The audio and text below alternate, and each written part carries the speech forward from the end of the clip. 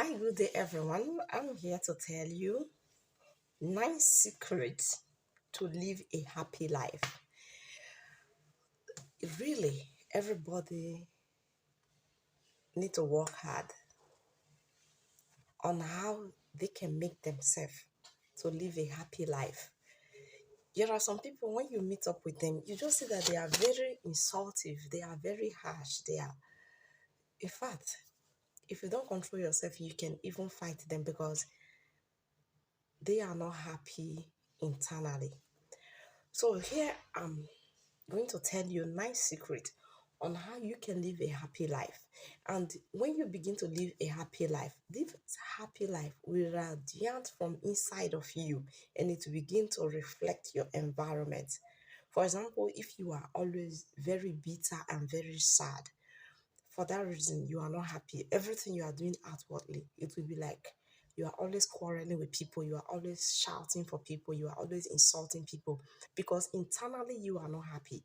Okay, so when you follow these 9 tips, you will be able to modify your life and you will be happy within you, and you will stop insulting people, shouting on people. You'll be able to find happiness within yourself and happiness in the environment. Okay, so number one here is love yourself first. If you don't love yourself, you cannot love your neighbor. Even the Bible that was written many years ago, it is written that love your neighbor as you love yourself. So when you don't love yourself, there is no way you are going to offer this love to your neighbor. So you must love yourself. How do you love yourself? Do things that make yourself happy. Prioritize yourself. Let your own self to be more important than every other person. Make sure you are more important to yourself than any other person. Let a lot of wives copy this. Let them try to practice this. Don't love your spouse. Don't love your husband more than yourself.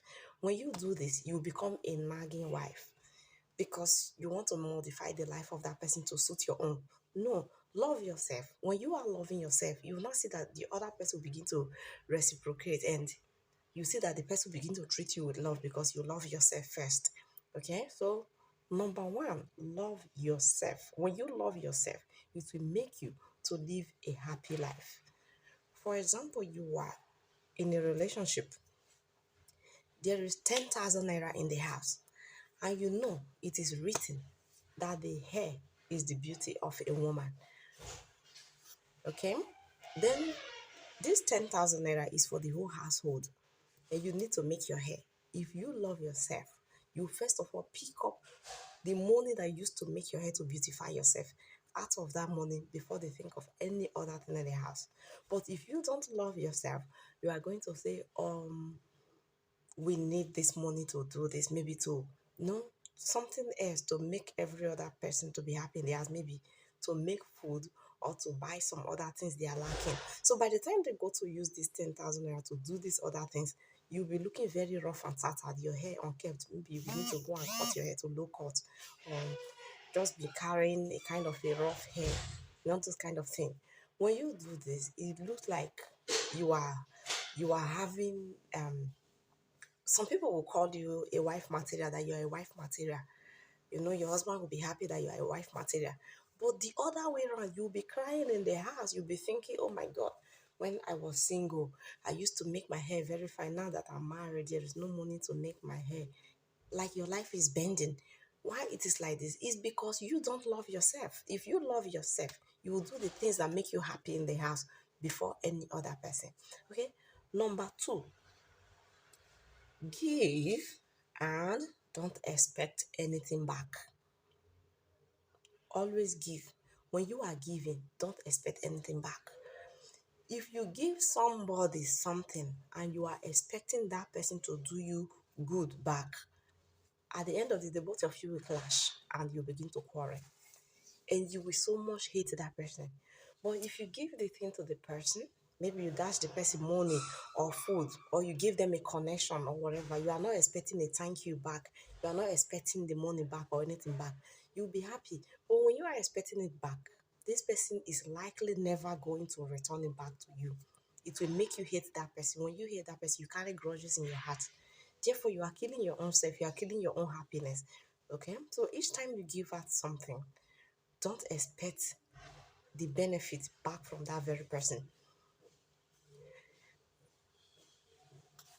So, like this issue of giving, it is written in the Bible that give and it shall be given unto you. When you give, it is not this exact person that you give that is going to give back unto you. Giving back unto you is coming from nature. It's coming from nature.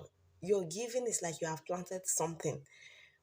As you have planted, nature will multiply it and send it back to you. It is not that very person that you gave that will send it back to you. So learn how to always give, but do not expect it back from that very person that you gave to. Let me give you an illustration. Many years ago, a lady went to do um this kind of farming. They call them laborers. They will just go to a place. Anybody that need them, we carry them to the farm, do their work, and they will pay them at the end of the day.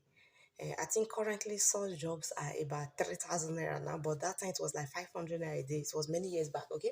So when this girl went to do the work, she began to be attached to one very man. And as time goes on, the man was behaving like as if he loved her. He made her to go stop going for that very work and took her like a girlfriend and all those kind of thing. She now got pregnant. The moment the girl got pregnant, the man began to hate her. He don't want to give her food, he don't want to give her anything, and she was suffering seriously. I saw this girl with a pregnancy, and I don't really know how pregnancy really work as a then, but I just know that people that are pregnant, they need love and care. I just know that it is something between life and death, but exactly how it really works, I don't know as a then. So I just decided maybe it's the spirit of the baby that was pushing me to help, but I just stand in the gap. Anytime I'm eating, I call her, come and eat, come and do this, come and do this. The day she was in labor, I don't know what is labor as a then. She was like, she's in labor. There's no money to go to hospital, so she wants to go to her church. She was a member of Brotherhood, so she went to the church. I just find a way to make sure I give her some assistance, all that I can. When she came back, I made food. I do all those kind of things. I dash her some clothes. I just did whatever possible I can do. Okay. So after she became okay, she took care of the baby like 6 months. She now said she wants to take the burden off my head. She's going back to her village. And that very day, she leaned down on her knee and she prayed for me that when she was hungry, I gave her food. When she had no place to stay, I gave her a place to stay. Whether when she had no clothes to wear, I gave her clothes to wear, something like that. For that reason, the God she served, which is the Olumba Obo, will always be there, and I will never lack any of these things in my life. Okay, and I was small. I don't really take anything serious. Both of us we just hug each other, we cried, and she left. Okay, so many years later, many years later, let me just assume it's up to like 10 years later. That 10 years later, I relocated to a city, as in, I got a job in a city where I know nobody, no friend, no brother, no sister. That was the very first time I was getting to that place. When I got there, I resumed work. I kept my clothes under the staircase. There is no hope of there is money for accommodation or anything, but I know that I'm resuming the work and I know I will survive. So when I went there, I dropped my clothes under the staircase. In the evening, I told all my colleagues that I don't have where I'm going to sleep this night. And all of them were like, I'm a stranger, they don't know me, they don't do this, they were just walking away. I'm like, okay, I'm going to sleep under the staircase. I made my decision. So the boss heard me telling everybody that I don't have where to stay. I didn't know. He felt compassionate. He now called one of the ladies and said, for my sake, accommodate this girl. And really, this girl came to me and said, the boss said you should stay with me. I was happy. And I carried my things and I started staying with the girl. And as time goes on, the girl was like, I cannot let you stay here for a long time. I've already stayed like 2 weeks with her. I cannot let you stay here for a long time. You need to find your way. They have not paid any salary. The small money I had was almost finished. She said her problem is that her boyfriend will be coming to the house. So if I'm in the house, they will not be comfortable because it's self-contained. So I left the house that day. When I got to my place of work, along the street, I started telling everybody on the streets that this is what I'm facing. One woman that was selling provision now told me, okay, when you close work, bring your things, let's stay together. And I went after work, I carried my things and I went to the woman that was selling provision. And I was able to stay there for 3 months, that I was able to save proper house rent to go and get my own accommodation. So what am I trying to say now? I gave an accommodation to somebody 10 years back. I can't even trace the whereabouts of this person I gave accommodation. But 10 years later, when I have the need for accommodation, people began to accommodate me, even strangers that I did not know. So, because I gave this girl accommodation and food, I cannot begin to go and trace that girl, say, I need food now, I need accommodation, now come and give me. No. So, try to learn how to be given without expecting that very person to give you, but rather make sure we give you back at the time that you need it. Okay? Okay, so number three of the secret of how to live a happy life. Number three is focus on the present moment. Anything that happened some time back, don't ever think about it and use it to affect your present moment. Then stop thinking too much about the future, how the future is going to be. Oh, will I be able to do this? Will I be able to do this? No, don't stress about the future, because the future is in the hand of God.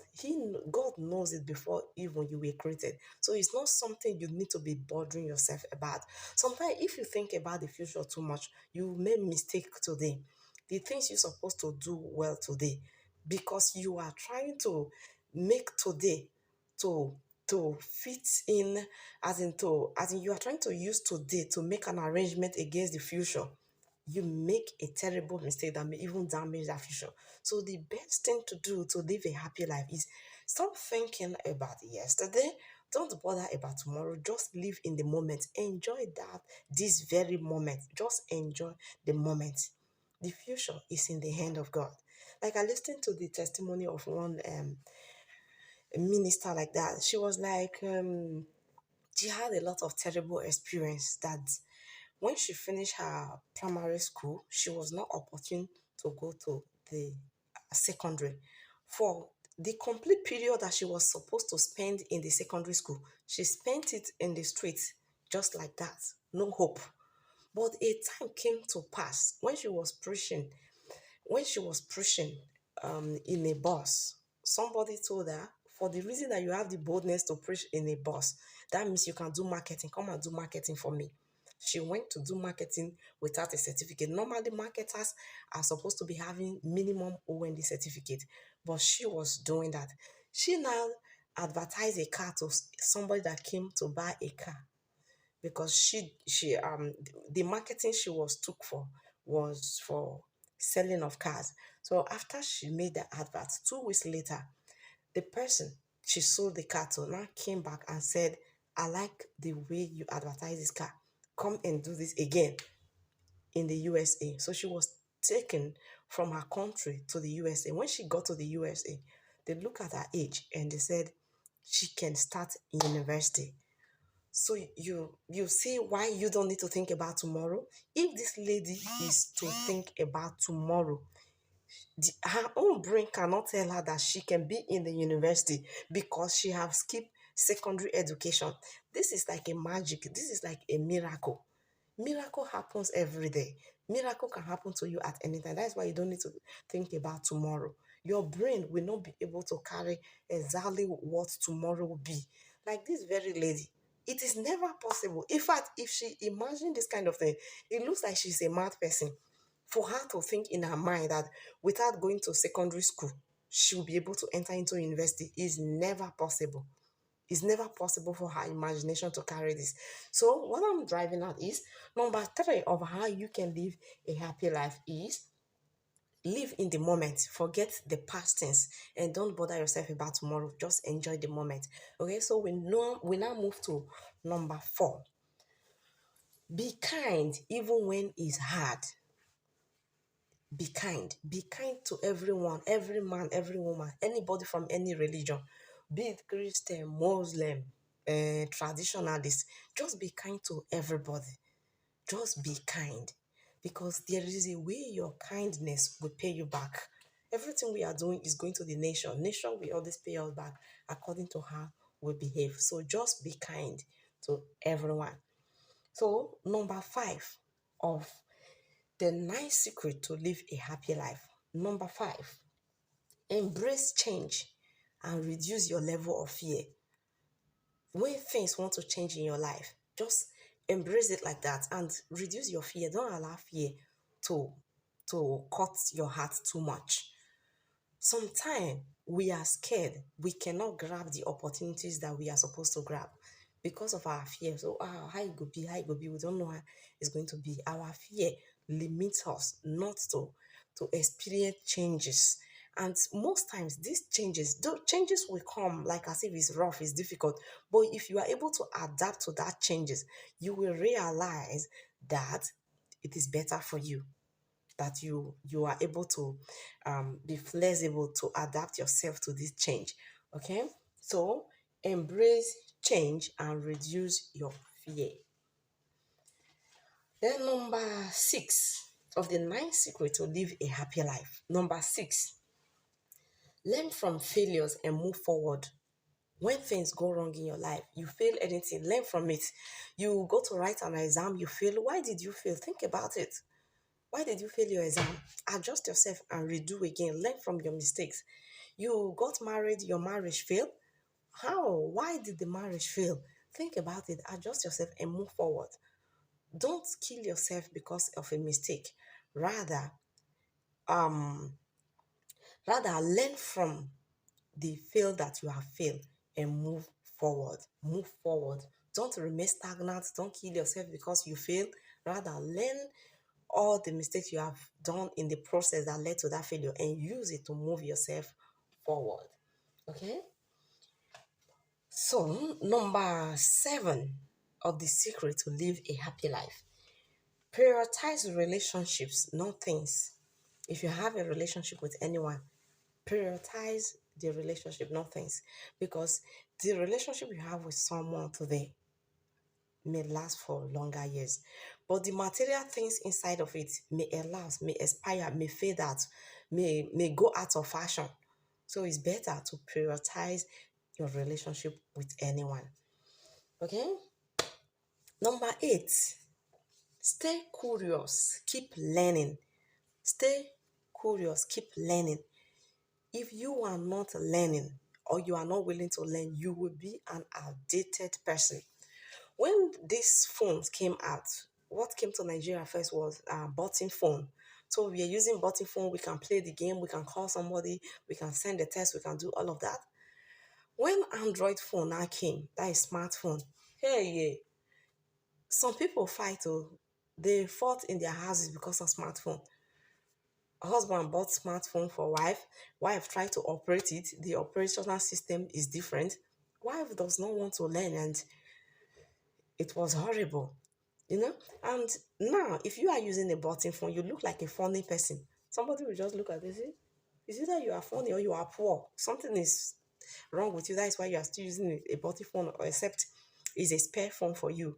Everybody is expected to have a smartphone now because things are modernizing. You need WhatsApp, you need social media, you need email, this kind of thing. So if you don't have a smartphone, it looks like, is this person poor, or something is definitely wrong. So you need to be curious, be ready to learn when new technology come, when new things come. If you are not learning, you'll be outdated. Now, many years ago, there was no subject they call quantitative reasoning. Now the modern children are doing quantitative reasoning. If you were very brilliant many years ago, like in the year 1990 something, 1980 something, you were good in mathematics, but you have no idea about quantitative reasoning. If you do not take your time to take a look at this quantitative reasoning, you'll be surprised that you cannot do assignment for your little baby. Your baby will be like 6 years or 8 years. You are 30 something years, 40 something years, but you cannot do assignment for your baby because you are outdated. You are not learning further. Okay? So you need to keep learning, stay curious so that you can always flow with the changing environment. Okay? So the last number here, which is number 9, keep a positive mindset always. There is something they said in the Bible that in all things give thanks to God. Anything that happen, see the positive side of that thing. If you are always seeing negative side, you cannot flow well with people. Everything anybody do, you say, oh, maybe this person hates me, maybe this will happen. No, just be seeing the positive side of everything that is happening. Just see the positive side. When you are seeing the positive side, it helps you to stay happy. It helps you to stay happy. For example, somebody is passing by and the person mashed your leg by mistake. See the positive side of it, that this person mashed me by mistake. Don't say, because he or she did not have respect for me, is looking down on me, that is why he mashed my leg. No. When you see it, like, you begin to hate the person. As you are hating the person, you are killing your own happiness. So you need to be happy in your life. Stay happy. Stay happy always. See the positive side of anything. If somebody even tell you something bad, the positive side of it, you have to see that. Don't see that the person is actually telling you the person is actually telling you something bad. See it that that person is having a bad mood, or the person, something is definitely wrong with the person. That is why the person is insulting you. Don't actually assume that really this person is insulting me. You get angry. No, don't get angry like that. Assume me that in the personal life of that person, the person is not okay. That is why he or she is angry to tell you this kind of bad things.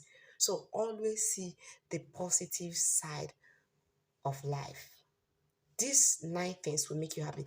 Please subscribe to my YouTube channel, follow me on TikTok, and I want to thank everyone that already following me, liking my video, commenting already. I look at my TikTok this morning, I was having 500 followers already. Thank you very much, everyone. In my YouTube, I'm having, I think, 278 already. I really appreciate all my followers. Thank you very much. Always share my video. Let's grow this channel together. Thank you.